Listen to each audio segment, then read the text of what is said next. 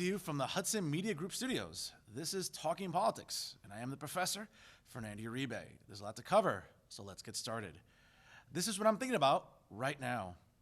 Now, folks, this past week, right across the river in the state of New York, the legislature and Governor Cuomo signed into law the ability for illegals and or undocumented immigrants to receive driver's licenses, and that has certainly caused quite a stir, not just locally in the news cycle, but also nationally. There's been a lot of advocacy, even here in New Jersey, about whether or not that would be a smart thing to do here in the Garden State. And one of the things to be honest with you, I think that doesn't sit well with a lot of residents and taxpayers alike, is the idea of whether or not this is actually a good idea and a pragmatic idea. Now, let me give you some context here before we sort of go into what the heart of the matter really is. So, really, this past week, a day after the state of New York became only the 13th state in the union to allow undocumented immigrants to apply for driver's licenses, again, advocates all throughout the Garden State also renewed calls for it to happen here as well.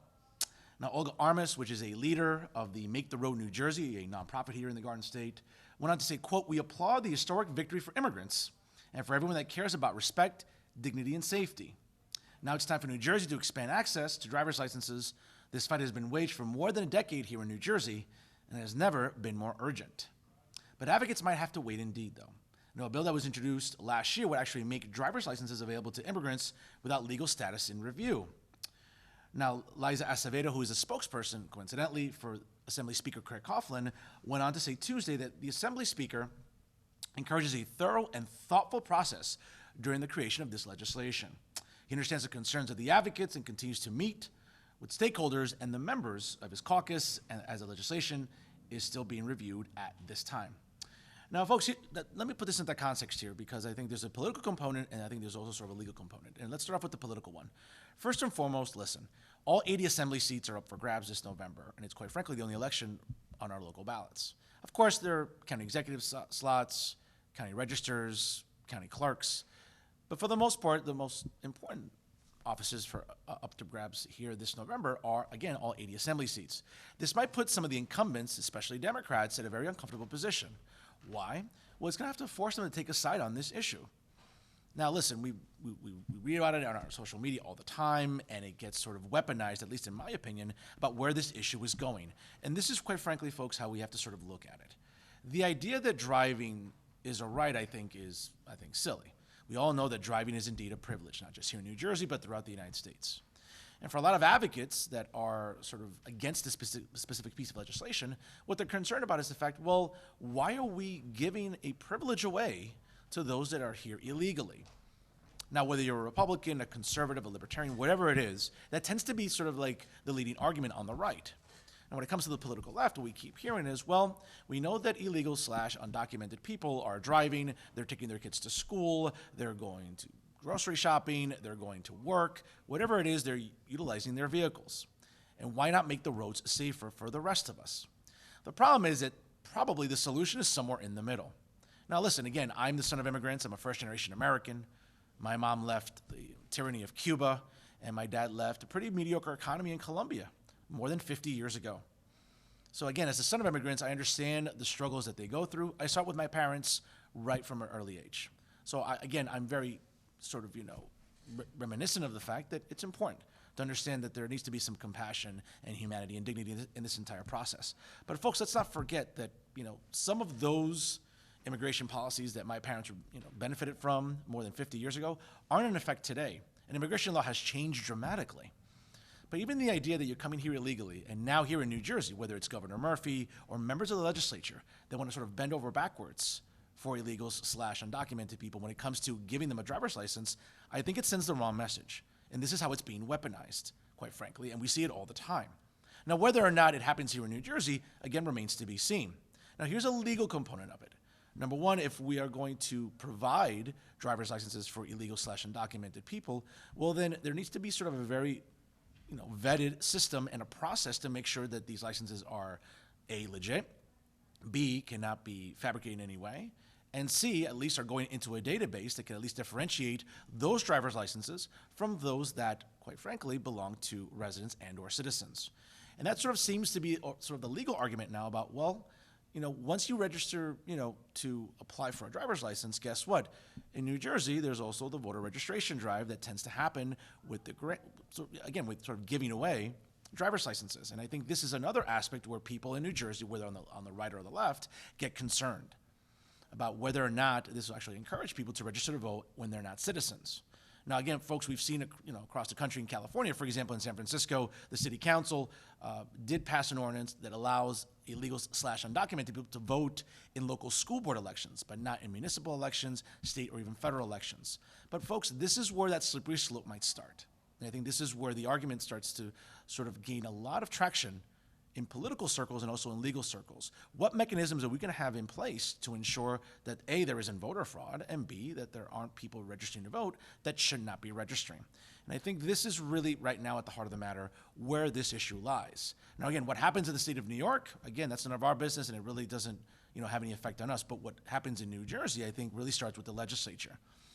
Now, again, Assembly Speaker Craig Coughlin has been very careful, as I said earlier, to not sort of alienate anyone during this very delicate process. There are nonprofit organizations all throughout the state that are advocating for this bill, and whether or not it sees the light of day legislatively remains to be seen. Again, folks, driving's a privilege. It's not a right. And if we start treating it that way, I think we'll give it the legitimacy and the validity that it deserves. And that's what I'm thinking about right now here in Hudson County. Well, folks, here in the most recent edition of Talk on the Hudson, my weekly podcast, which airs live every Wednesday night on Blog Talk Radio by going to www.blogtalkradio.com/Talk on the Hudson. It was my pleasure to welcome this week the Chief Municipal Prosecutor for North Hudson, Mr. T.J. Legg. Now, T.J. Is not only a personal friend of mine, but also a very accomplished and very reputable attorney. Now, he's been the Chief Municipal Prosecutor in the townships of North Bergen, in Guttenberg, and Union City, three of perhaps the most densely populated municipalities here in Hudson County. He had a lot to say about what goes on in municipal court, specifically why 9 times out of 10, it's our most frequent experience with the judiciary. Let's hear what he had to say about it. Well, TJ, let's sort of get right to it. We've talked off the air, many times during lunch, and certainly I think we've really expanded upon this in casual conversation. But I think it's important for my listeners tonight, who are either drivers, taxpayers, whatever you want to call it. It seems that collectively, for a lot of us, I think for most of our lifetimes, our experience with the judiciary, with the court system, 9 times out of 10 tends to be at a municipal level. And for a lot of residents, TJ, that's something that could be overwhelming. It could be earth-shattering. It could sometimes just be sort of nerve-wracking. You've been a prosecutor in perhaps, 2 of the most densely populated townships in North Hudson. From your experience, what can you tell our listeners tonight about what makes the municipal court experience so unique? Well, Fernando, I think it's a great question. And I think that as a municipal prosecutor, one of the things that I constantly try to remember and to tell my other prosecutors is most people, their only exposure to the judiciary is in municipal court. I mean, a lot of times, your average citizens, they don't wind up in the Superior Court. They don't wind up having, these cases that bring them down to Jersey City or Hackensack, or depending on which county we're in. And the only time that these people actually have exposure to the judiciary is in municipal court. And why that's so important for me is I think it's the experience that we give our constituents when they come into our courtroom. So as a matter of practice, we try to treat everybody with respect, give everybody an opportunity to explain why they're there, what happened, and really let people have what we hope to be a positive experience in municipal court. Now, clearly when somebody's coming to court, usually they're coming in and they either got a ticket or something happened to them, and they usually come in a little, upset, or maybe they're walking in with a, predisposition that, we're going to treat them badly. And I always say, you catch more bees with honey. And by being nice to people and by being respectful to people and explaining people what their options are, usually it helps defendants realize, well, you know what, they do have an opportunity to have their voices heard. If I tell people all day long, if you're not guilty and you did not do whatever the officer's alleging that you did, you should not plead guilty. You should go to trial. You should have an opportunity to voice, exactly what your defense may or may not be. And I think that's important because so many times people come into court and they're expecting that, the prosecutor or their public defender might have already, made up their mind or, have some kind of feeling as to their case. And that's not really the truth. We treat everybody fairly. We try to go into cases with an open mind. And at the end of the day, my number one rule as a prosecutor is the quality of life for my constituents. One of the things that, we try to concentrate the most on is imposing penalties and discouraging the types of behaviors that are going to offend our citizens. Those nuisance violations, the drunk guy who walks down the street and breaks a car window, or the person who urinates in public. Those are the types of things that we take very, very serious in municipal court. And we try to discourage those behaviors by imposing fines and, doing the things so that the next time somebody's in that situation, they're going to realize that there's a pretty severe penalty if they, go ahead and do these types of things that they really shouldn't be doing.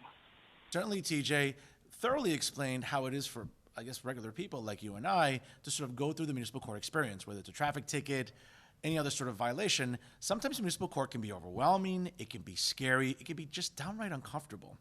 But TJ, again, and to his credit, was very specific about sort of making the experience a pleasant one for everyone that comes into his courtroom, and quite frankly, how fair he is as a prosecutor. Moving along, though, one of the things he also talked about was his advocacy for not only mental health awareness, but also the effect it has on domestic violence cases. Now, under his leadership, domestic violence cases have gone down in frequency, but it still remains sort of a viable problem in all the 3 municipalities that he presides at concerning him being the chief municipal prosecutor. Now, one of the things that, again, sort of makes this complicated is, again, it's not even appearing before him, it's also about appearing before a judge.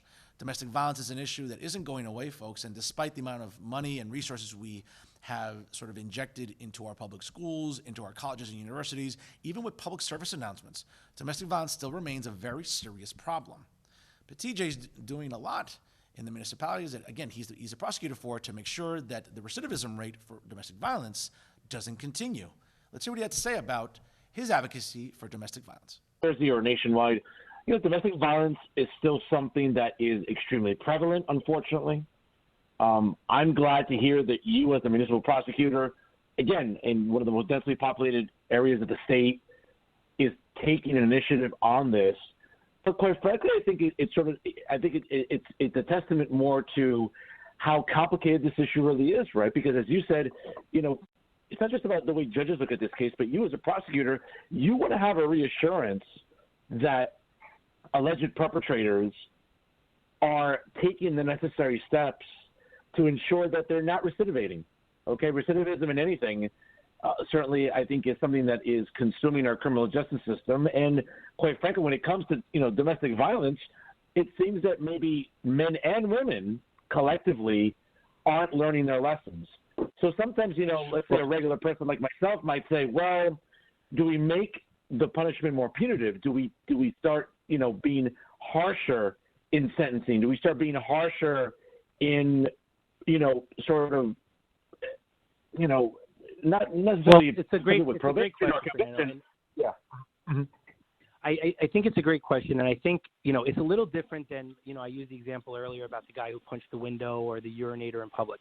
Those are crimes where being punitive affects somebody because it's a crime they commit themselves onto a stranger or onto the community, right, back to the constituency and the quality of life. And that punitive penalty works because that person's going to think twice before they do this crime. The problem with domestic violence and, these simple assaults is it's a little different because here there's 2 parties that are, emotion is involved, love is involved. How many times do these cases start because a jealous partner sees a text message from somebody of the same sex or somebody, and it starts out of love and emotion.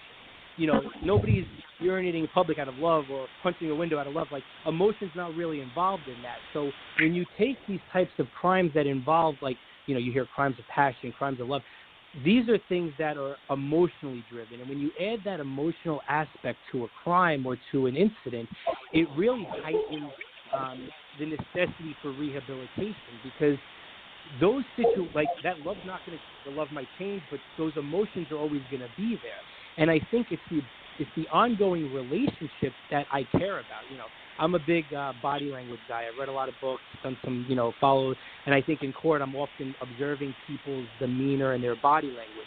And I could tell you that a lot of times victims come before me and they might tell me they want to dismiss a case, but their body language is telling me scared crapless from their partner, and they're so worried that something's going to happen again. So my job is really to look at those cases very much on a case-by-case basis. And one other point as to why the punitive damages I don't think work as well when it comes to the simple assault and the domestic violence is usually the person who's going to be affected by the punitive damages is also the victim.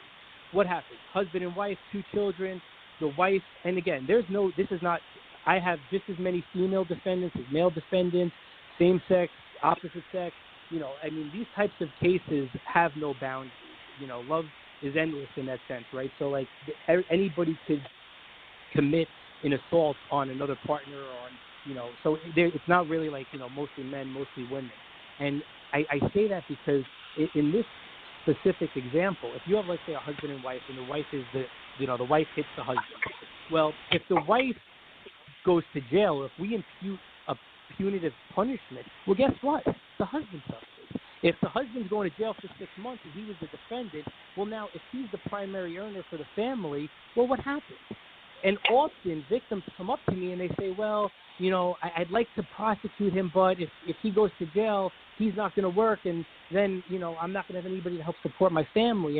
And victims find themselves in that conundrum of wanting to, sometimes maybe, go forward with the case, but they're also worried about, what kind of collateral damage is that going to do to them, especially if we take a more punitive approach.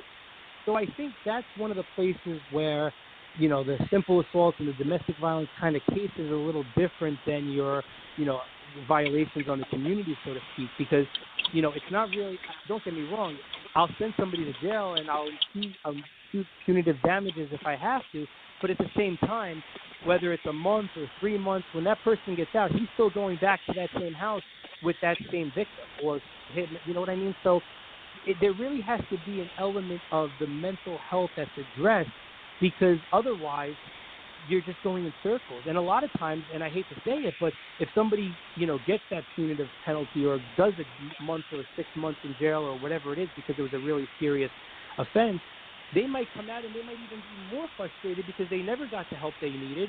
And now, they're even more agitated, so to speak. So I do think that we want to impose penalties, and I've sent people to jail for being, multiple offenders and for, having done the same thing multiple times for assault cases, domestic violence. But generally, if it's a first offense or, a first time that a couple is in the courts for these types of cases, I think I'm doing more good by getting that couple, and I don't want to say forcing, but, encouraging that couple to go to counseling before I'm going to even discuss a possible resolution that's favorable to the defendant. I want to see that they're taking it serious, because at the end of the day, you know what I think about, Fernando? I think about the case where somebody comes in and out of the court and nothing happens and they get away with it, and then they go home and something more happens and, God forbid, somebody's seriously injured or killed. That's constantly in my mind. My job is to try and feel that whatever steps I'm taking are doing some good for that relationship in the future, especially because how many times are kids involved, or kids are in the house when these things happen, and we really want to help rehabilitate the family dynamic as a whole. Without a doubt, TJ wants to be an advocate for victims of domestic violence, and obviously for families that, quite frankly, have to endure this problem each and every day. Certainly you can tell that he's very fair, but he's going to be firm in how he handles these cases, and quite frankly, it's for the betterment of the entire community. Lastly, and as I talked about during my opening monologue today, I did so as well on the podcast, and we talked about sort of like the legal and even the political ramifications of granting driver's licenses to illegal/undocumented people, not just only in Hudson County, but throughout the state of New Jersey. As a practicing attorney, and again with such an encyclopedic knowledge of the law, I relied on TJ's analysis to make sure that we understand what the issues are, and quite frankly, if there's a solution on the horizon. Let's see what he had to say about it. But I think when it comes to licensing, it is a privilege. But at the same time, I think it's a privilege that you want to be able to expand. If I think it's safer to give people licenses than to not give them licenses and run the risk that they're going to drive anyway. Now, when somebody comes into my court, in fact, this is one of the places where, along with domestic violence, that we have tightened the belt, so to speak. Many years ago, people would come in without a license, and they might have a license from their country, but from, a few years removed, and, it's an older license. And often based on that ambiguous or flexible language, so to speak, in the statute, people might just get a really small slap on the wrist. So they might be able to plead guilty to driving with an expired license or something else, because technically they had an expired license. It was expired from their country, or they had it in New Jersey. Oftentimes people get New Jersey licenses, but then, they no longer have the 6 points, or there was a change in their status, and now they can't renew the license. So at what point is somebody who's driving without a license, do they fall into that classification of driving without a license, never previously licensed or expired or from another jurisdiction? So often what would happen is, people would get a relatively minor slap on the wrist. Now, my position is I tell defendants, if they come into my court without a license, I say, look, I will give you an opportunity to go get a license. If you want me to adjourn this case and give you some time to get a license, I will do that in the hopes that you're able to get a license and do the right thing. And then I'll resolve the case. They're still going to pay a fine. They're still going to pay a penalty. I'm still going to discourage that behavior. But at least I did it after seeing that now they took the necessary steps to get a license. But unfortunately, a lot of people who don't have licenses can't get licenses. So when it comes to that question as to what should the state do, I really think that, a lot of these people, they're not like, people say illegals, they're hiding. A lot of these people are living out in the open. Some of them have EIN numbers. Some of them go to our schools. Some of them have children in our schools. These are not, there's going to be bad apples in anything. You're going to have bad lawyers, bad doctors, bad accountants, bad illegal aliens, right? But at the same time, I think an overwhelming majority of the people who are here. They're hardworking. They work in our communities. They care about our communities. So especially in Hudson County and in the towns that we live in, where, those populations are probably more prevalent than in other places in the country. So I think encouraging and helping people get a license, again, they're going to get tested. They're going to have to go through the same things that you and I went through. I mean, they're going to have to take classes. They're going to have to pass tests. So I would almost prefer putting people through those types of procedures so that when they are driving, they're insured, they're educated, they know how to drive, they can make a K-turn, they don't hit the cones, right? All these things that we learned in driving class and in they could parallel park, which in Hudson County, as we know, is a mandatory to getting your license. So these are the types of things that I think we want to encourage, as opposed to really handicapping people who are working in our communities, who are trying to, support families.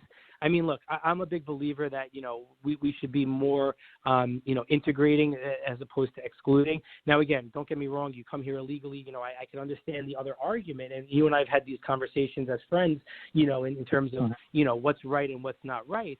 But at the same time, by putting somebody through the measures that require, testing and experience and exams, you're almost improving, the quality of drivers as a whole, because you're creating an atmosphere where, rather than just letting, again, if somebody drives without a license, they should get punished for that, and they do. But we want to help encourage, I think, those people to doing it. And again, to what extent and what should the requirements be and all that, I leave that to, the much smarter minds than me in the legislation. But I do think that it's probably better to be a little bit more inclusive, because they're going to go through testing. They're going to have to, learn how to drive properly by our laws. They're going to have to, and they're also going to know what they need to do to be able to operate, like maintain insurance, maintain registration, and all those types of things. So, I mean, it's definitely a sensitive question, and I can understand why, both sides probably get very emotionally charged over the issue. Without a doubt, T.J. Legg is one of the most reputable attorneys you'll ever hear of. And again, the excellent job that he's doing in the 3 municipalities here in North Hudson, I think, go a long way in saying, at least as a testament to him, how dedicated he is to his constituents, and quite frankly, how important quality of life issues are, and also the idea of maintaining the community as safe as possible. To listen to the entire interview, You can go to www.blogtalkradio.com/Talking to Hudson. You can do so from any PC, Mac, smartphone, or tablet anywhere at any time. He was on with me for over an hour. We touched upon a lot of topics, but certainly these are the highlights I think that should really stand out for you, and hopefully you'll tune in there online. Folks, now onto a local story, one that really personal to me, and it was reported this week in the Hudson Reporter. Sadly, the lawyers for the highly successful American Idol television show, which now airs on ABC, as it was preceded for many, many years on Fox, they have decided to send a cease and desist letter to the township of Hoboken. Now, for many years, folks, Hoboken's Sinatra Idol contest was quite successful. It always used to come out either late July, early August, and it drew quite a crowd to Sinatra Park in downtown Hoboken. But unfortunately, despite having at least 30 unsolicited inquiries from performers that are wishing to enter the 12th annual Sinatra Idol singing contest, Hoboken will not be able to host the event this year. Now, in the competition, usually 15 to 20 singers from all around the world, as a matter of fact, come to Hoboken to perform songs made and performed by Hoboken's favorite son along the waterfront. And again, for those of you not aware, Frank Sinatra was indeed born in Hoboken on December 12th, 1915, and was one of the most influential singers of the 20th century, and of course, one of the best-selling recording artists of all time. So why not host this popular show again? Well, again, the city notified the Hudson Reporter and other news outlets that they received a letter from attorneys representing the producers of American Idol. Again, the TV show that originated on Fox from 2002 to about 2013, and now recently started up on ABC, that obviously, as we all know, has launched several successful singing careers. Now, the producers challenged the Sinatra Idol name, threatening the city with a lawsuit for copyright infringement, even though Sinatra Idol is not televised, and ultimately, it doesn't offer any recording contracts. So it's a shame, though, even though last year that the letter was sent to the city of Hoboken, and honestly, according to sources at City Hall, Cultural Affairs Administrator Jerry Fallow went on to say that the word idol has to be replaced in future competitions. Now, whether or not this might create confusion for any sort of test for trademark infringement or unfair competition, thus was viewed as a violation of the client's exclusive and extremely valuable rights. Now, again, according to the Department of Cultural Affairs in Hoboken, they will continue with the event next summer under a different name. But folks, if you've been to Sinatra Idol, it's a wonderful event. It's something that's extremely entertaining. It's something that, quite frankly, if you're a Sinatra fan like I am, you'll certainly enjoy it and want to bring friends and family to it. There's plenty of seating there, and I'm hoping that the city of Hoboken will indeed continue it. Old Blue Eyes might be disappointed to know that this is happening right now in his honor, but hopefully the city of Hoboken and even ABC can come to some sort of agreement as to how to move forward with such an important singing competition, honoring Old Blue Eyes himself. Let's see where it goes in 2020, but obviously in 2019, Sinatra Idol will not take place. It's a shame, though. It's sort of become a regular tradition during the summer months in the Mile Square City. Well, folks, thank you so much for watching this week. For all of the excellent programming offered by the Hudson Media Group, you can always go to www.hmgtvshows.com and also on www.livestream.com/HMGTV. You can also follow the Hudson Media Group on Twitter and Instagram, and also make sure you like their pages on Facebook. As for the weekly podcast, Talking to Hudson, make sure you like it on Facebook and also follow it on Instagram and Twitter. If we're talking politics, we're doing it right here with the Hudson Media Group. I'm Fernando Uribe. Thank you so much for watching.